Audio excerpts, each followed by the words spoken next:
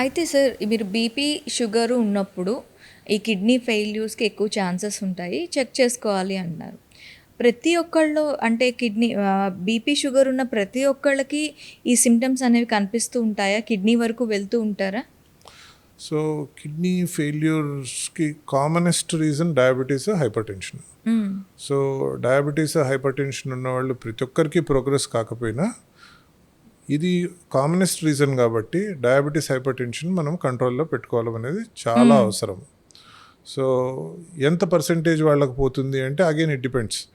మీకు డయాబెటీస్ ఉందనుకోండి, మీకు కిడ్నీ ఫెయిల్యూర్ రావడానికి ఛాన్స్ అరౌండ్ 30%. హ్మ్.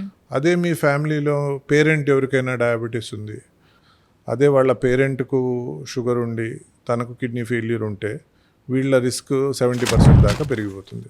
సో షుగర్ ఉన్నప్పుడు చాలా జాగ్రత్తగా ఉండాలి, మెయింటైన్ చేసుకోవాలి. హై బ్లడ్ ప్రెషర్ వల్ల అంటే అగైన్ బ్లడ్ ప్రెషర్ ఎంత ఉంది, ఎంత కాలంగా ఉంది, ఎంత జాగ్రత్తగా, ఎంత రెగ్యులర్గా మందులు వాడుతున్నారు అనేది డిపెండ్ అవుతుంది. సో రెగ్యులర్గా మందులు వాడుతూ ఉన్నారు, కంట్రోల్లో పెట్టుకుంటున్నారు, 130/70 రేంజ్లో మన బీపీ ఉంది, అంతకన్నా ఎక్కువ లేకుండా మెయింటైన్ చేస్తే వీళ్ళకు కిడ్నీ ఫెయిల్యూర్ రావడానికి ఛాన్సెస్ చాలా తక్కువ. అయితే సార్ కిడ్నీ ఎవరికైనా వ్యాధి వచ్చింది, కిడ్నీ ఫెయిల్ అయిందంటే మొదటగా చేసేది ఏంటి అంటే డయాలసిస్. ఈ డయాలసిస్ అసలు ఎందుకు చేస్తారు సార్? చేసే ప్రతి ఒక్కరు కూడాను అమ్మో డయాలసిస్ అని భయపడుతూ ఉంటారు. ఎందుకలా? సో కిడ్నీ ఫెయిల్ అయిన ప్రతి ఒక్కరికి డయాలసిస్ చేయనవసరం లేదు.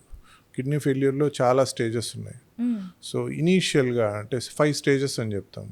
5th స్టేజ్లోనే డయాలసిస్ అనేది అవసరం పడుతుంది. ఓకే. ఈ 1st నుంచి 4th స్టేజ్ వరకు మనకు డయాలసిస్ అనేది అవసరం ఉండదు.